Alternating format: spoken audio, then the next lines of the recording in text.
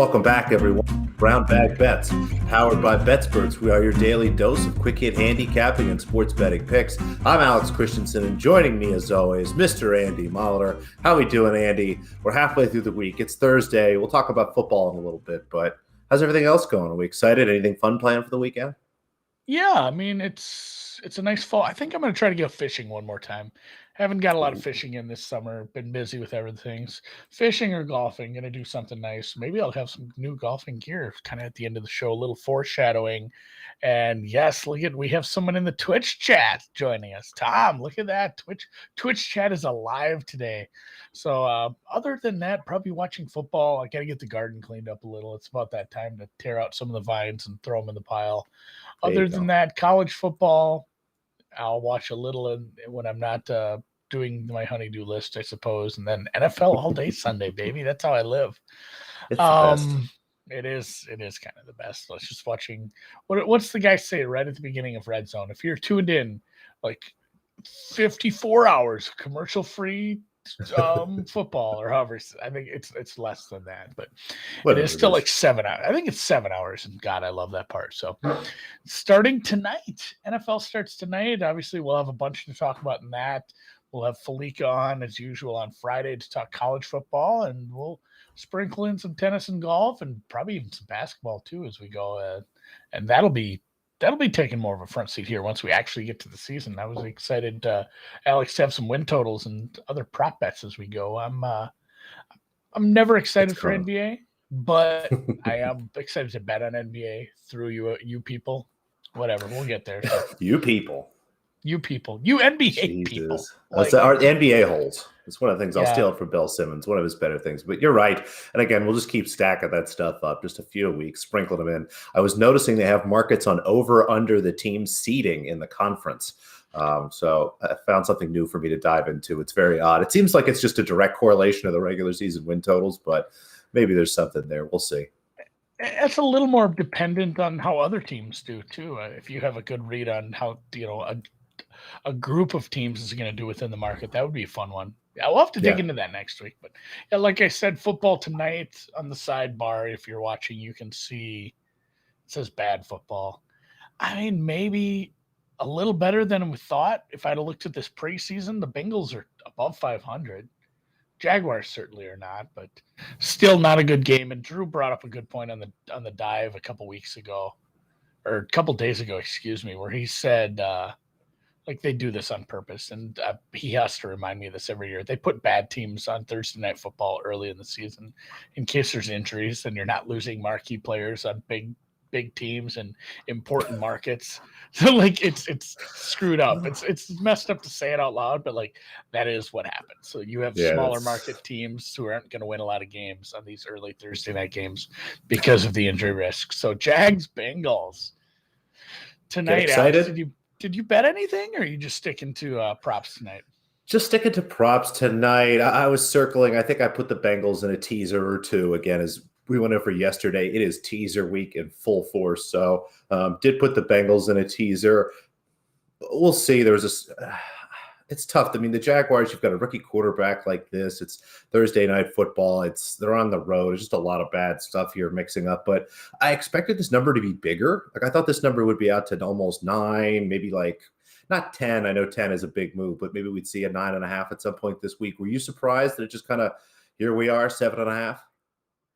The thing is, I wonder if they're just not taking a big enough liability. And also those kind of moves aren't super important. If anybody ever, I've seen this question of bonds where people like, how many cents is it to go from this number to this number? And a good way to do that is go find yourself a book that has alternates. I know for years and years, people would just expand the list on Pinnacle or Chris and look at that. Really you can say like right now at Chris, which is a market making book, whether you like it or not, the -7.5 is -102, and all the way out to 9.5 is only +109. So I mean, there's not a big difference crossing the 8 and the 9. You're going to see that sort of difference is only, I won't be able to do it in a percentage in my head right now, but let's say 11 cents really, it's because it's not a huge move. And that sort of thing, that 11-cent move, if you look on like the Bears Lions game, you're going to see a similar kind of move just for from going from 2.5 on the Bears to 3, which is only a half point, goes from -113 to +106. So Yeah. again, everybody kind of knows this. Not all numbers are created equal. And I think maybe that's why it's hanging down at 7.5, or they just haven't had any I'm sort of surprised it's that liability. small, honestly. I mean, what is it to get to 10, I guess? Oh God! Of course it stops there. Like I'd have to pull up a different book to go look at that. That's all right. But Okay. get 10, Yeah. So 10. it's a small move to 9.5. I guess you're right. As I kind of think about it, like, as you were talking, the difference between 7.5 to 8.5 is almost negligible. Is basically nothing. So to get to 9.5 is probably not that big of a deal. So I guess that makes sense. Either way, I thought this number would be a little bit bigger. Again, the Bengals being at home, Burrow being pretty solid, looking okay. I know T. Higgins is going to be out, but a couple injuries for the Bengals, but they are. Again, this is my 22nd ranked power ranked team. They are 22nd in the NFL for me, and they are over a touchdown favorite. That says a lot about what we're dealing with in the Jacksonville Jaguars. So we'll get to that later on. I have a PrizePicks entry. You have some props on that. We'll hit on some tennis quick, because tennis is hot right now. It's hot in the streets. Your parlay yesterday was a no doubter. Both women won 2-0. It was nice to have that cashed by like 1:00 my time. It was nice to just have that money. more money to roll over for the evening. Feel like, like which and it turned out which Champions League match I was rolling it into was the over in the Man United one. I had over 1 3/4. So thank you for that late one, Mr. Pinaldo. That got me the full chili on that. I love just degen live betting soccer in the afternoon. Today, theme underdogs. Let's go. It's that time of the year. It's hard to back any favorites. Again, as I talked about earlier in the week, we've got a big event coming next week in Indy and Wells, but we come back with 2 underdogs. I did have one earlier today, Andy, and she took the first set. Pagula did against Jabor, but it looks like Jabor's serving for the match now in the third. So we'll jump to the afternoon. Teichmann, who's been good for us in the last couple of weeks, we're going to go back to her. This should be at 12:30, so about 30, 45 minutes after the show wraps up here. She's plus 150. I actually took this at plus 145, so a little worse number. It's gone against me. I did notice that somebody somewhere is also on Teichmann. That's generally not a good sign, but I still really like her in these conditions. The courts have been fairly slow. Teichmann, again, is kind of back into the form she was late in the year last year when she was kind of dominating on these slow hard courts. Vondrousova, her opponent, playing some great tennis. I think this is going to be a very close match. Lefty on lefty, so you don't have to worry about anything in that particular regard. I look at this match, I have it pretty close to a pick. I would have Vondrousova a small favorite, but I think anything here, plus 135 or better, is what I was hoping for. Again, I grabbed plus 145 and it's moved a little bit. So go ahead and poke around. You can find it. I think you can find a plus 150, maybe even a little better if you want. So good. Congratulations. At least you got a better number than me. Martinsova, again, we're just going to keep doing this.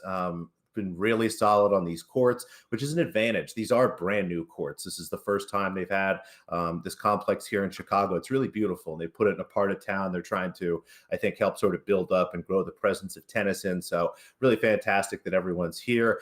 But because they're new courts, if players like Martinsova that have had a chance to play on them a handful of times now have a little bit of an advantage. And again, playing some very good tennis. She's playing Belinda Bencic, struggled yesterday, dropped a first set, looked very frustrated. The type of player that, again, I expect to be looking more forward to Indian Wells and focused on this event here this week. Now, that said, drops the first set, could have easily packed it up and head to California to start to work on some stuff there, but got it together, really focused and played hard there. So I do expect a solid effort from her. Either way, I have this much closer. I have Martinsova less than plus 200 here. So grab plus 290 when it opened. It's plus 275. I think anything down to like plus 250, honestly, looks pretty solid here. Didn't find anything in the alt markets. Again, this kind of late in the year with everything else in the world going on. Books aren't willing to hang too much, but like Martinsova and Teichmann here, if you wanted to play a 2-0, I wouldn't hold that against you either. Yeah, yesterday, obviously playing against somebody I've never heard of from Australia, dropping the first set and then just absolutely skull pounding her in the second and third, which she should as a seeded player against Inglis. Madison Inglis, yeah, a not very good Australian. She struggles at lower level events. She struggles in the ITF. We'll see what she does. With all due respect to her, and maybe her future abilities. But yeah, to have benches drop a set like that and then come back and go 6-1, 6-0 to basically lose one game over the next 12 was not too surprising. So we'll see how she does too against a shabby. little tougher competition. A little stiffer competition. So, all right, I just placed both those. I got pretty close to your numbers right now, and I'm in on that. And I will just check the accounts later. I'm not sure I'll have time to watch tennis. I will have time to watch football tonight. I just have too many meetings for tennis. Or when are these matches, Alex? It's all this They're afternoon. all this afternoon, yeah. So basically, if you Yeah, wanted, Andy, you could pull up a little side screen. You have WTA Chicago. Teichmann's 12:30, I believe, Eastern time, and I'm looking. Martin Silva should be right around 2:00. So you could have, just leave the flash score open if you want. I'll have the side screen. I'll get the stream going on the side stream. Speaking of streams, I will be also illegally streaming the football game tonight. Probably. Actually, no, I'll probably watch it from home. The football game tonight, I put a PrizePicks entry. I've never done a 3-leg. Maybe I have. I've never won a 3-leg. We'll put it that way. Never a 3-leg for you? I've never done. Maybe I've done these, but either way, there was too many things I liked in tonight's game. I did use the 4-for-4 tool. They have a tool. It is behind their paywall. So, and if you're looking for a 4-for-4 sub, you can hit me in the DMs. I have some promo codes that probably get you a good chunk off, which they have they have DFS optimizer. They have their fantasy articles, but they also have some stuff. They created a tool just for PrizePicks because both 4-for-4 and, us over here on the media side, it is our DFS sponsor. So they take their projections, and then you don't have to go compare it all. It's basically here's our projections, here's the PrizePick number. Are we showing an edge on it or not? So it makes it really easy on me, especially if I identify a few people already based on how I think the game script's going to go, and then I go look and the 4-for-4 numbers are also backing me up on there. So I do believe we will see a decent offensive performance from our Bengals. My Bengals, and the defense has been playing better. So I went with some Mixon over yardage in a game script where they are leading. Mixon does get to 100. He's been great. Highly underrated kid. And then Tyler Boyd over receptions. I'm down with the Boyd right now. I personally have that at like 7, 8, 9 targets, I think. So getting over 5 receptions shouldn't be too difficult, hopefully early in the game, and they just have to lead it. And then despite him being in comeback mode, I'm not a believer in Lawrence right now. I went under on his yardage, 246. That one might be the one that blows it up second half, but you can always just take a little jag second half. And we'll be, the deep dive will be taking a second half bet. I'll be doing a live stream at halftime. So three-way entry. This pays 5-1 if it hits, I think. And yeah. If you want to enter, use promo code BBB. Yes, free money. 100%. $100 promo match, 100% up to $100. I've never been good at saying that. One of these days I'm going to get it, just like the part to the show. So, and Rico in the chat says he's getting dangerously close to using Thursday Night Game and Survivor again. Yeah, it's a big discussion for us as well in the group. I mean, it's not a bad hold your nose and take the Bengals spot. It took a couple airport beers for him, but he took the Panthers last week. And it feels good just to be through on Survivor. Hey, it's Friday morning. Survivor's done, which good reminder for me. I have to enter all my contests yet and get my contest picks out to the desert as well. I tried valiantly to fill in for you on first touchdown score. I got close. I was within inches, really. CD Lamb was damn close to being in, and a Prescott sneak would have got me there too, but I failed. So you're back. And I'll let you just handle Thursday Night Football. We are indeed back and got a couple here. I was a little bummed to hear you were down on Lawrence, but obviously it hasn't stopped me here. Again, as we go back here and look at some of the first touchdown scores, the Bengals are a big favorite at home. So you've got Joe Mixon here right around plus 400, plus 500 down near, just about as low as these numbers get at the top end. These are tough teams to pick through. As you look through both of them, the Bengals really, a lot of their red zone work is pretty much Mixon and T. Higgins. Mixon's at a price I'm not interested in. Higgins is not playing tonight. So that leaves some opportunity for guys I like Joe Burrow, as you can see here at 20-1. Again, I'll say it over and over and over again because apparently no one at the books are listening, or maybe they don't care. Quarterbacks are underpriced in these things. It's really great at 20-1, given his mobility, given the way that the Jaguars are susceptible to rushing touchdowns. I'm happy to add him. but no one else really offensively for the Bengals I like. The numbers around Chase, the numbers around Boyd were a little bit too low. There isn't really a big tight end threat there for them. Looking on the other side, Marvin Jones Jr. at 12-1. This number might look a little bit low for a wide receiver, but I think he's top 20, top 30 in the league in terms of offensive touchdown opportunities. He I think has over 75% target share once they get inside the 20 and inside the 10. That's where Trevor Lawrence looks for. And it's kind of what he's done his entire career. If you've been a fantasy football player, you've had Marvin Jones, or at least you've been jealous of somebody who has him. He has a lot of multiple touchdown games. He just really knows how to find a spot, get open, and catch the ball down there. So at 12-1, I have him in the single digits. Happy to grab him. Again, I think the price being a little bit overshaded for the fact that the Bengals are a heavy favorite at home. And then we're going to grab Mr. Lawrence as well from a Jaguars perspective. Again, quarterbacks generally pretty valuable here. The Bengals a little susceptible to rushing touchdowns, and given everything else the Jaguars have, I don't think necessarily that we're looking for Lawrence. Hopefully we get kind of a Darnaldian situation, if you will, Andy. And then you'll notice we've gone for the first time this year with a Bengals defense special teams. You can find Bengals defense. You can find any other Bengals player. There's a lot of different variations on this. The Bengals defense was the key part for me. I like getting the special teams as well. There's generally just a little bit of value in that. But you look at Trevor Lawrence, he's thrown 7 picks this year. There's been a handful of fumbles already for the Jaguars. I think we're going to see a couple turnovers here in this game. And if the Jaguars get the ball first, I'm happy holding the Jones Jr. ticket or a Cincinnati ticket. I think we have a great chance of getting whatever touchdown Trevor Lawrence throws, whether it be to his team or the other team, Andy. Yeah, I'm just looking at prices right now. Looks like I'm not getting anything better than you, which sucks. Usually I can find one where it's like, 19 is probably the best I'm getting on that defense. So I'm down. There's a 25 on just defense somewhere, which is fine. Yeah, I got to open up a couple more books. I don't like to open. You might have to go to Iowa to get that. Yeah, when we're on the show, I don't like to open too many tabs. Otherwise, it freaks out. That's usually when my camera goes to shit. That's what happened. Andy opened 9 tabs so he can be betting some stuff. But I will take a look at these after the show and get them in. I love to. Honestly, it's such a good way to get your day started. Like I said, being a winner in Survivor on Thursday, it's a great way to get the weekend. Getting that first touchdown score, the rest of the game just feels so much better. So, especially a game like this. I am using in teasers. I'll have more teasers out this weekend, but I wanted to get this one out early. I did enter this on my Betsperts. If you follow me on there, I'm just Andy. You can get all my picks. I'll put them out on there. I think I have 7 or 8 already for the weekend. Big weekend for me. Bengals Saints teaser. This is the first one. I'm really, really hesitant to use some of these lower level teams in teasers, even if they are a favorite. Usually, if I'm looking at a team that's ranked 22nd in my model, in my power rankings, I'm using them as a teaser leg up. They're 2.5 point dogs at home.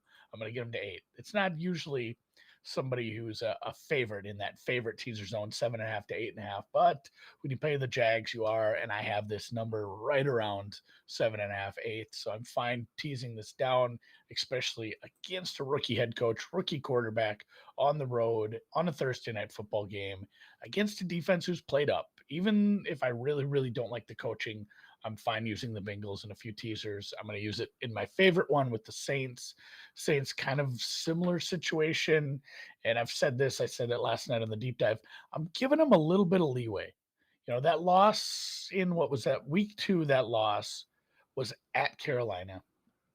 And we're finding out Carolina's defense is a lot better than anybody thought they would be. So I'm going to give them a little bit of a pass there because they played great in week 1. They put a bunch of points, and they got a win last week as well. So the Saints at the same kind of number. This is going to be a 7.5 down to a 1.5. Even if yours is sitting on a 7, I guess it's not as good of a number, but just it's one of those things where don't be too rigid on it. If it's 1.5 in the market, it's in that teaser zone, and whatever book you use to tease is a 1. I guess just take the extra half point and laugh a little, especially if you can get minus 110 on this. So Bengals Saints, first teaser of the weekend, will not be the last. And I also, love that. You haven't even seen this yet, Alex. Well, I've seen pictures. I've seen whispers. This is really great. But I will say, like the Saints, I like the Bengals. Those are both good survivor picks. I have that tease. I've got that in a bunch of round robin stuff. It's teaser week, baby. Oh no, I'm talking about the last slide for today. I don't know. Maybe I haven't seen the slide. I've seen the picture. This is some sweet action, people. I mean, Andy generally has pretty great hats. As far as the show goes, pretty high level of hat performance. But I really think we're going to outdo ourselves here because, and maybe we'll have to get a picture tomorrow or next week where we get a little bit of a close in on the hat because it's a little tough, Andy, to see the rope. I know it is a rope hat. I will retweet. I know Reed put some pictures out on Twitter today. I'll retweet it later on so everyone can see it. But that is I believe, a Columbia fleece with a beautiful hat with the Betsperts logo on there. If you are in one of the legal states,